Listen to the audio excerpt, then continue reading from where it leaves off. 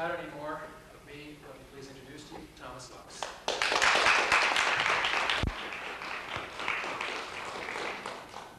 Thank you. It's nice to be here. Catch Charlie Williams' reading on the 30th. He's a great poet, I think one of our best poets, and a wonderful reader. And if that's not too far away, I recommend it. Tell him I said hello. We just had him at Sarah Lawrence last fall. I'm going to start by reading some poems from my last book. The book is called Half Promised Land. I grew up on a dairy farm in Massachusetts, and my father was the milkman and the guy who delivered the milk. He all worked on the farm too, but primarily he delivered the milk. My uncle was the farmer. And this poem is called The Milkman and His Son. It's dedicated to my father. It talks about this sort of specific thing that he used to do that when I was a kid amazed me, which the poem talks about. The Milkman and His Son. For a year, he'd collect the milk bottles, those cracked, chipped, or with the labels blue seen of a farm fading. In winter, they'd load the boxes on a sled and drag them to the dump, which was lovely then, a white sheet drawn up like a joke over the face of a sleeper. As they lob the bottles in, the son begs a trick, and the milkman obliges. Tossing one bottle in a high arc, he shatters it in midair with another. 1,000 astonished splints of glass falling.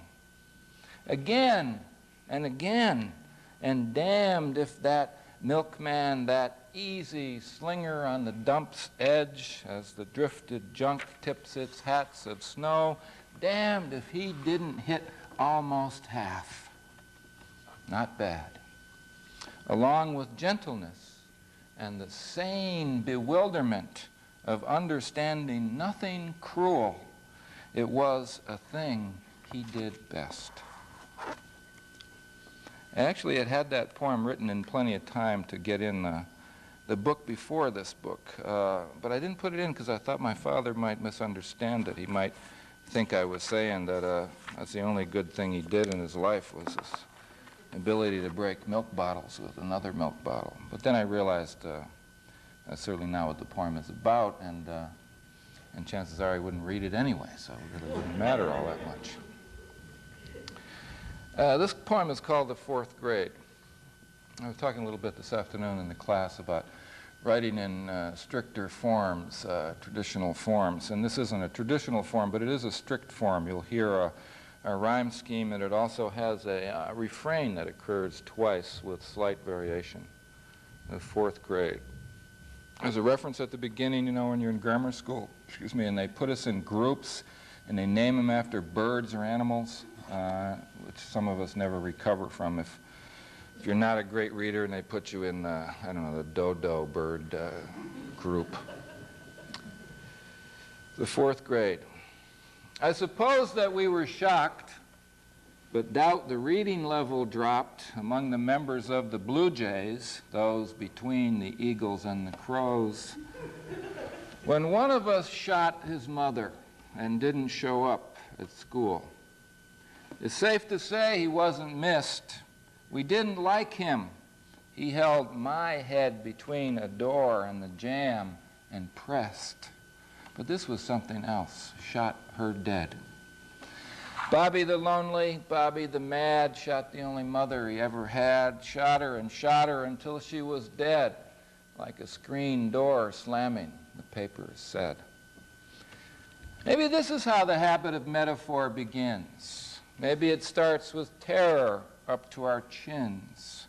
He went away to a home until he was old enough to go to court and thence to jail. It would surprise me if he got any mail. No father was around, so the house was sold. I remember the sign. Everybody pointed it out. It was November, the police done, and it was cold. Nobody forgave him, especially the brutes and the louts. Bobby the lonely, Bobby the sad, shot the only mother he ever had, shot her until she was dead, like a screen door slamming and slamming, the neighbors said. I remember that from the newspaper, and I think it was the first time I was aware of metaphor, simile, that they said that the gunshot sounded like a screen door slamming. The actual incident happened that the poem is based on when I was a freshman in high school, but I changed it to the 4th grade. This is called Tarantulas on the Lifebuoy. I was on this island once, and that somebody told me, I don't know if they were lying to me or not, but they said whenever it rained on this island, all of the tarantulas on the island got washed into the swimming pool. And they said, well, then what you do is you put a life donut in there so that they'll climb onto the life donut. And I said, what a wonderful thing. Even tarantulas, they don't want them to drown. And the guy said, no, you just do that so they don't get caught in the filters of the swimming pool. That's the reason to do that. But of course, the notion of tarantulas on the lifebuoy struck me as having possibilities for a poem. For some semi-tropical reason, whenever the rain falls, relentlessly they fall into swimming pools, these otherwise bright and scary arachnids. They can swim a little, but not for long, and they can't climb the ladder out. They usually drown. But if you want their favor, if you believe there is justice, a reward for not loving the death of ugly and even dangerous, the eel, hog, snake, rats, creatures, if you believe these things, then you would leave a life buoy or two in your swimming pool at night.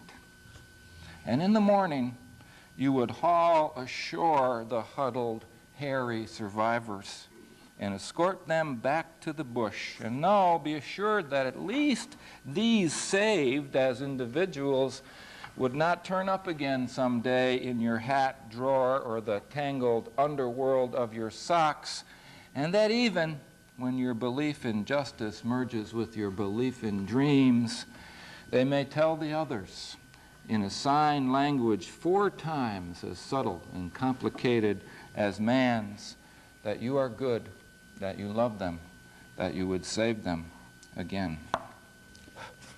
Sort of like a little karmic bet hedging in that poem.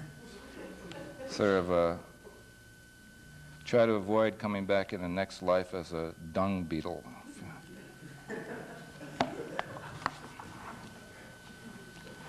Emerged over the years, wasn't conscious, but I ended up having several poems that have to do or centered around animals, kind of strange animals, tarantulas. And this one has a central character in this poem is a moose. Several years ago, my wife called me up and said, don't get nervous, don't worry, but I just ran into a moose with my car. And the poem is called Wife Hits Moose. Sometime around dusk, Moose lifts his heavy primordial jaw, dripping from pond water, and without psychic struggle, decides the day for him is done. Time to go somewhere else. Meanwhile, wife drives one of those roads that cut straight north, a highway dividing the forest not yet fat enough for the paper companies. This time of year, full dark falls about 8 o'clock. Pine forest and blacktop blend. Moose reaches road, fails to look both ways, steps deliberately, ponderously. Wife hits Moose. Hard at slight angle, brake slam, car spinning, and Moose rolls over hood. Antlers as if diamond tip scratch windshield, car damaged. Rib of Moose imprint on fender, hoof shatters headlight. Annoyed Moose lands on feet and walks away. Wife is shaken, unhurt, amazed. Does Moose believe in a supreme intelligence? The speaker does not know. Does wife believe in a supreme intelligence? speaker assumes as much. Spiritual intimacy is being between the spirit and the human. Does speaker believe in a supreme intelligence? Yes. Thank you.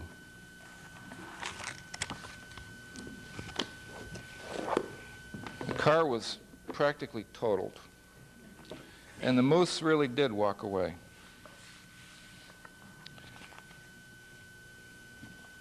She bought afterwards these little things that go on the front of the car. They're moose whistles, and only moose can hear them. And apparently the wind going through this thing makes it make a sound that only moose can hear. Now, who knows if they really work or not? I mean, all I know is I have the car now, and I've never hit another moose. But then how often in a lifetime would you run into 2 moose in your lifetime? How many people? Do you know anybody who's ever run into 2 moose? Nobody. So it could be a complete scam. Who knows? Backyard swing set. These ubiquitous swing sets we see in backyards all over America. Splayed, sway back, cheap pipe playground. A swing, a slide, some rings maybe. We love our babies, and a tire hanging from a branch won't do. For one summer it shines, red, the chains of silver, and beside it the blue plastic pool. First winter out, it goes to rust. I love America's backyards, seen from highways, or when you're lost and looking hard at houses, numbers. The above plus a washed-out willow, starveling hedge, tool shed a dozen times dented, and a greasy streak against the garage where a barbecue went berserk. A Chevy engine block never hauled away, or the classic olds on chocks. Beneath the blue-gray humps of snow, pieces of a summer, a past Mom said to pick up, but they weren't. Now, nobody's home. All across America, nobody's home now.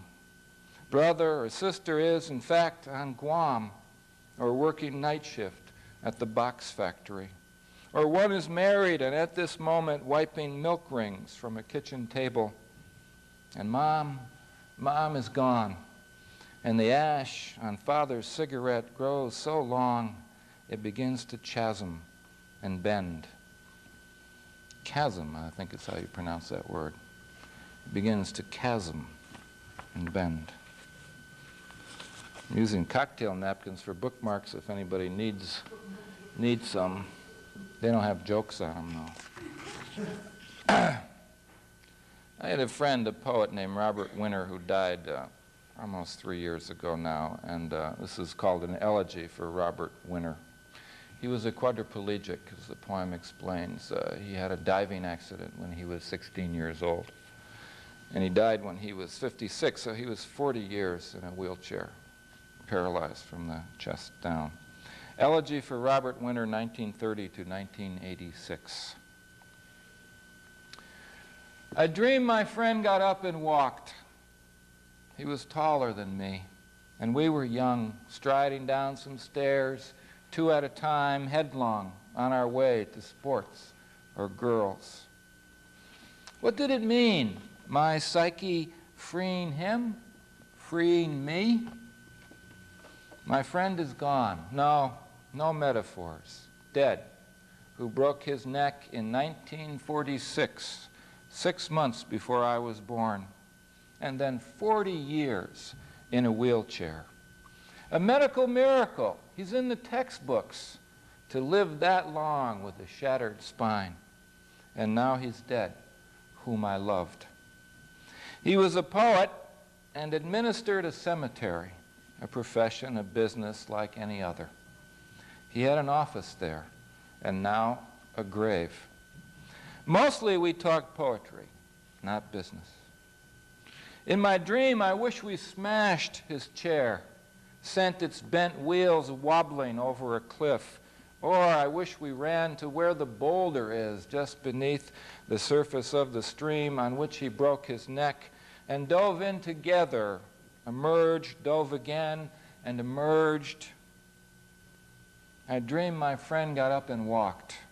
We were striding down some stairs, and he was tall, taller than me.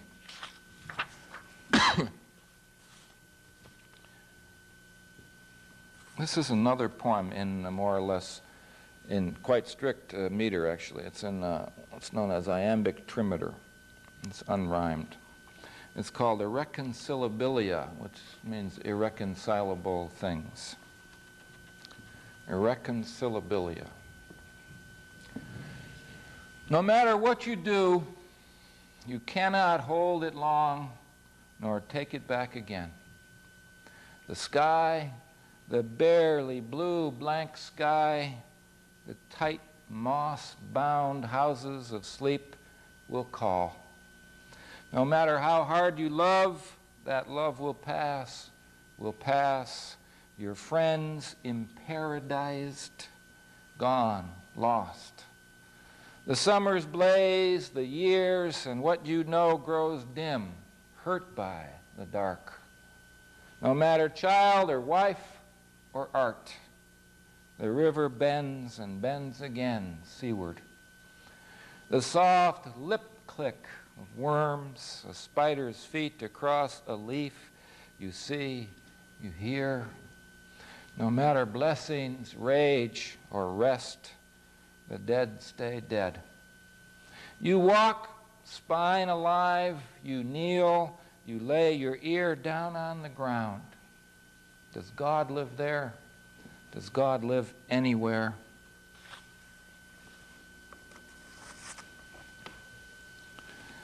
This is called Institute of Defectology.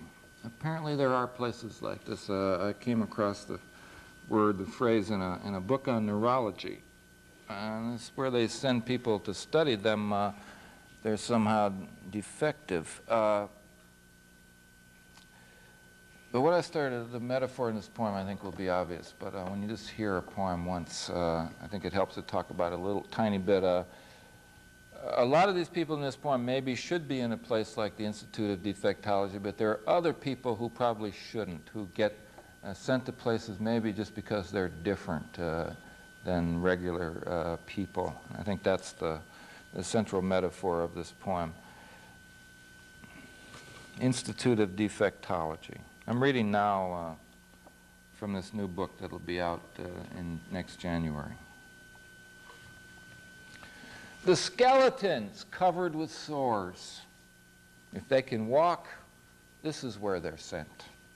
Whoever's civic pulse is uncertain, thready, whose only thought's a picture, el vomito negro.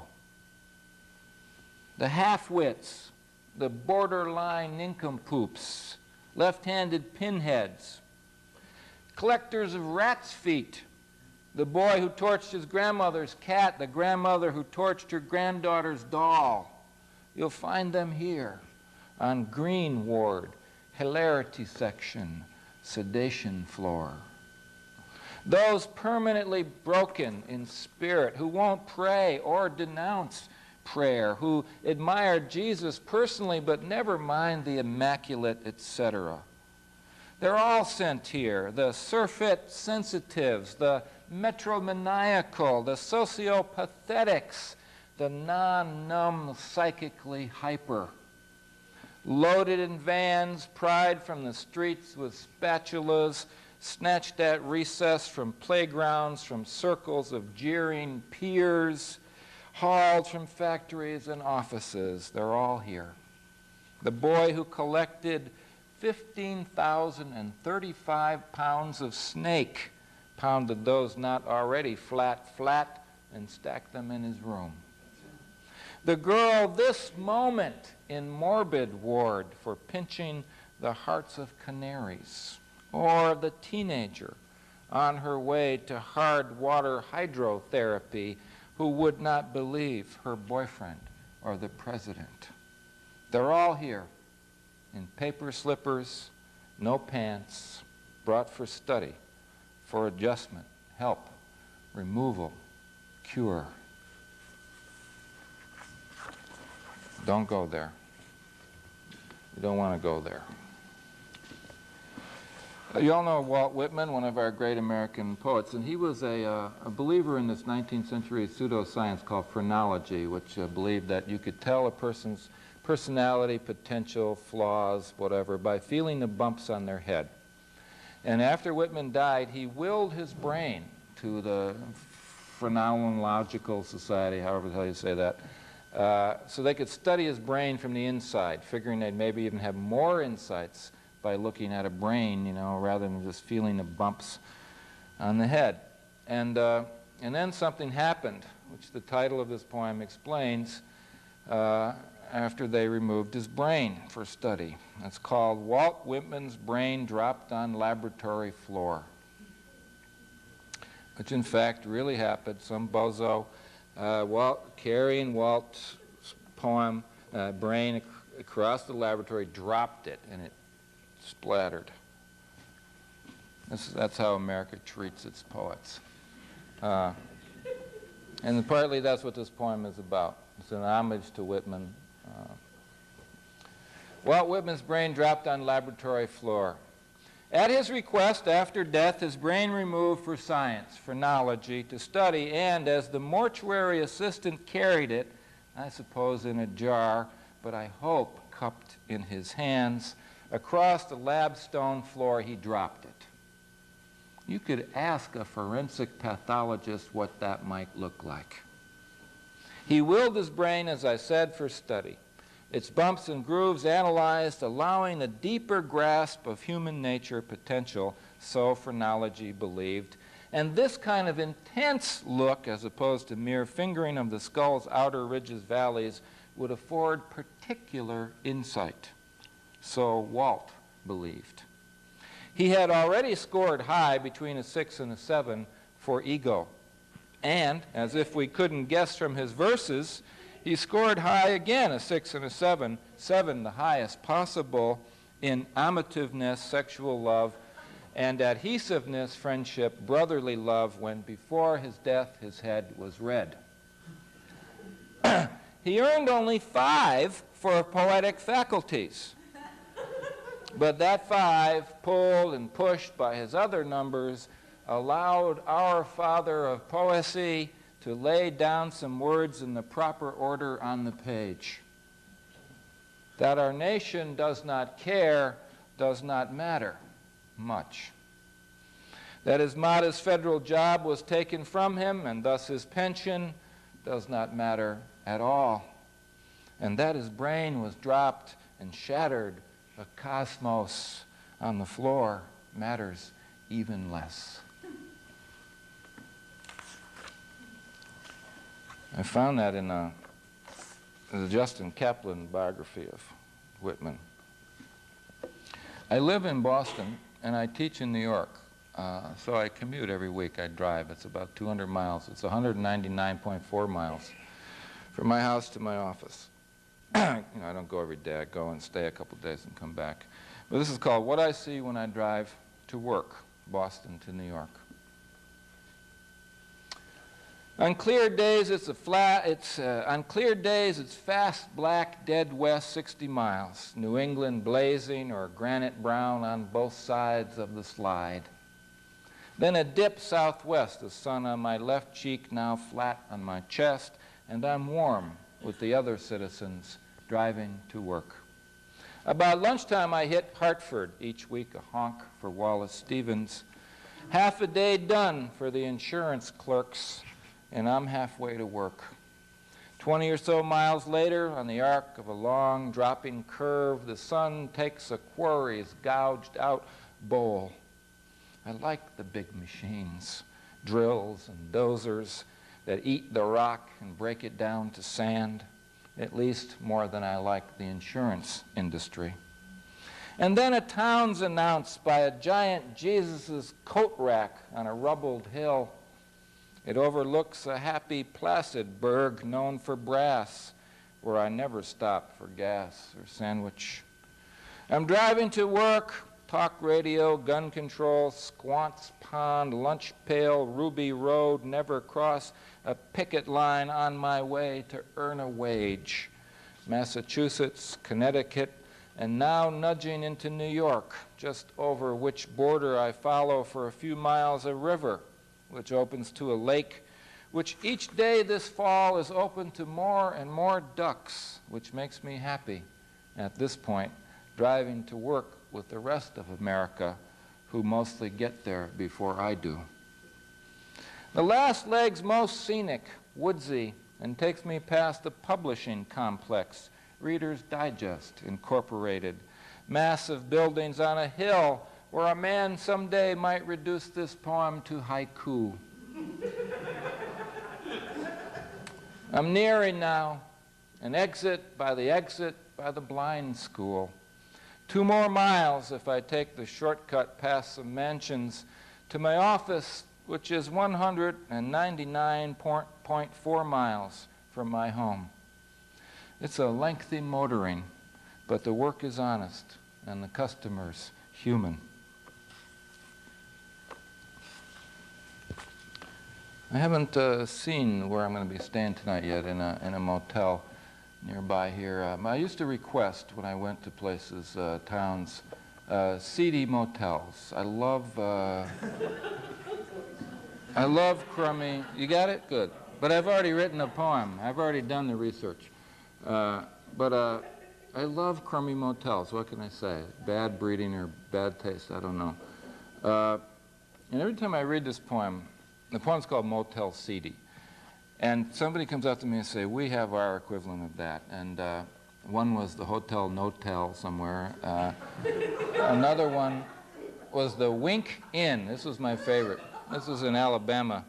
And they said the hotel, it's called the Wink Inn, had a big eyeball on the sign that actually winked, that opened and closed, the Wink Inn. Well, this is called Motel CD.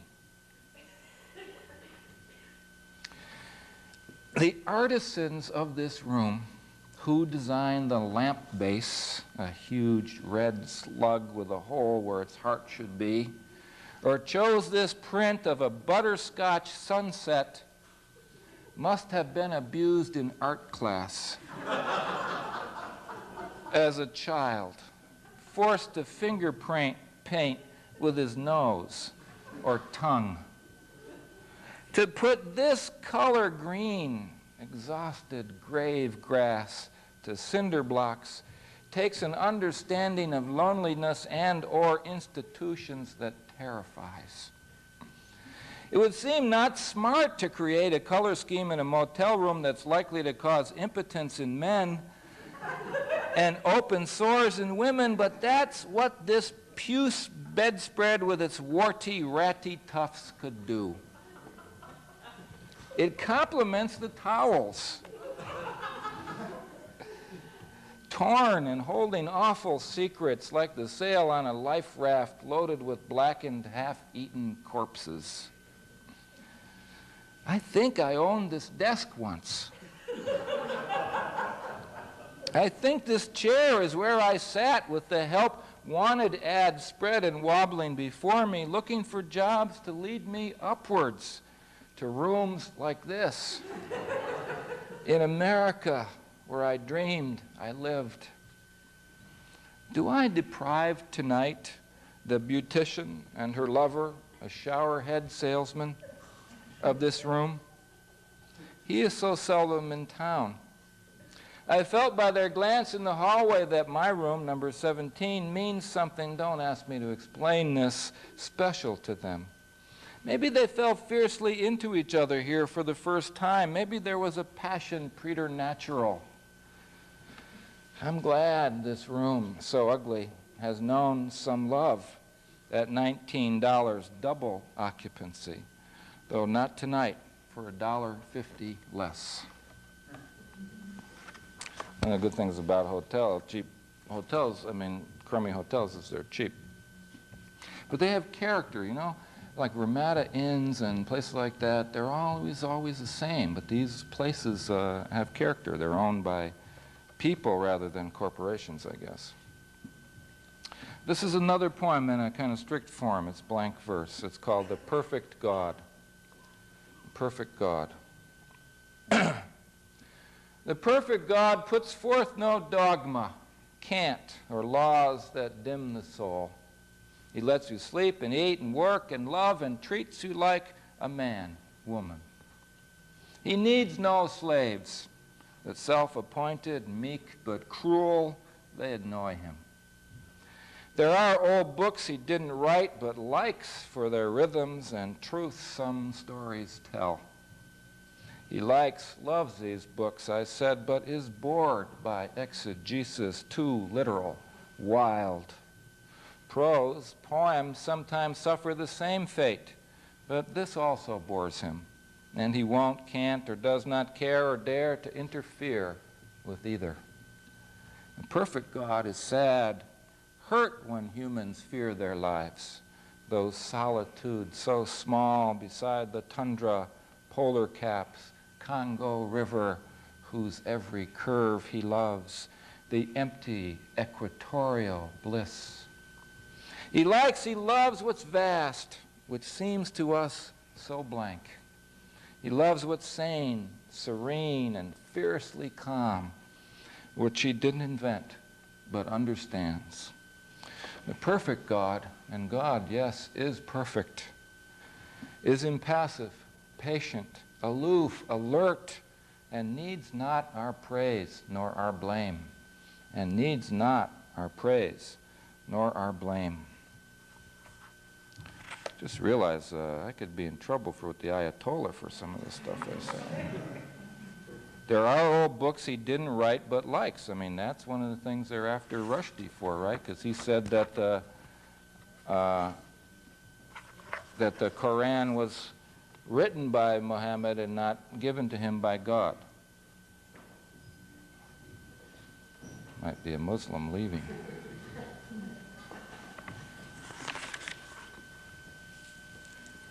Don't tell the Ayatollah. At least let me explain. This poem is called. There's a quote in here from de Tocqueville. I'll just go like this to indicate the quote. At least let me explain. At least let me explain why there are black half donuts beneath each eye in the mirror. Bad sleep, drug sleep. Why the president's shrug maims 1,004 children each hour. He has taken from them childhood and lunch. Why fashion, as in clothes, the bored, sullen models believe themselves perceptibly aging between clicks of the camera matters. I can explain that. In democratic societies, each citizen is habitually busy with the contemplation of a very petty object, which is himself. I can explain cruelty, fear. I can explain greed, fear of death. I can explain love, fear of death and fear. I can explain a tunnel at the bottom of a pit, in the corner of a cave, in the plumbless depths of a heart. Nobody home. No human ever lived there. I can explain where I was when I was supposed to be with someone good doing something decent. I was somewhere else, with someone bad doing something not decent. I can explain the need to turn and turn pages filled with marks made by the dead. No, I can't. Yes, I can. No, I can't. And finally, I can explain the meaning, the desideratum of it all of it. The quota of gasps tossed daily into graves, the longing towards the rare underbelly of mink, the guilt and the peace, calm as milk or chalk. I can explain it all by tilting back my head and opening my mouth to the rain, the starlight, tomorrow's brilliant snow, each brave flake not cold but alone.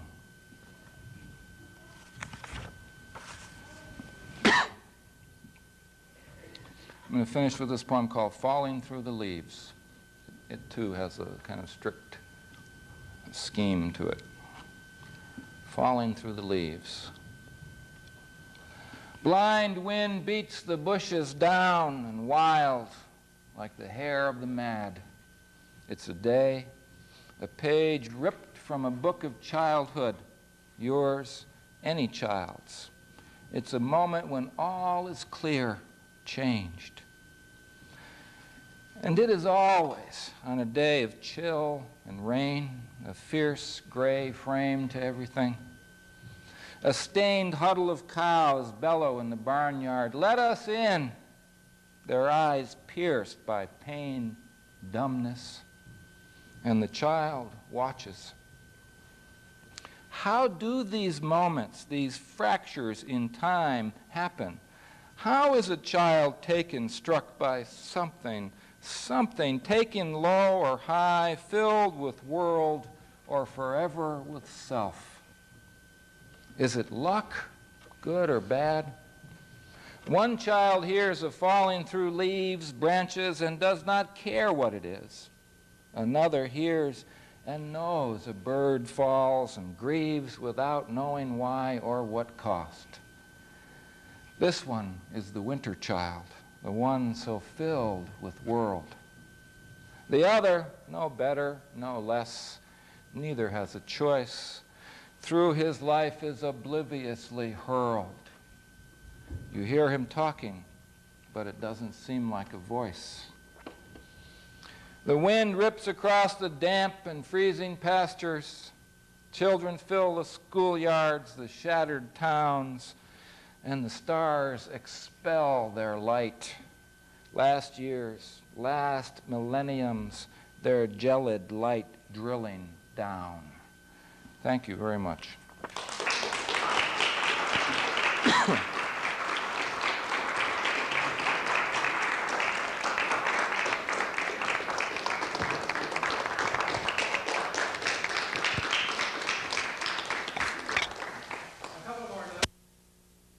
First of all, we will be having a reception, which we would like you to stay for if you can. And two other upcoming events, another poetry reading, also coincidentally March 30th, William Hayen at Wilkes College. And tomorrow night at Keystone Junior College, Betty Friedan is going to be speaking at, I believe, 8 o'clock. She's not a poet. Is it 7:30? I think it's 7:30. 7:30, perhaps. I'm not sure. She's worth hearing, but she's not a poet. Sonia Sanchez at Penn State. Yeah. Sonia Sanchez at Penn State this Tomorrow night. tomorrow night also. Yeah. Hey. Who says nothing ever happens in Scranton? Thank you for coming. Yes. Who did I talk to about getting a copy? Thanks a lot.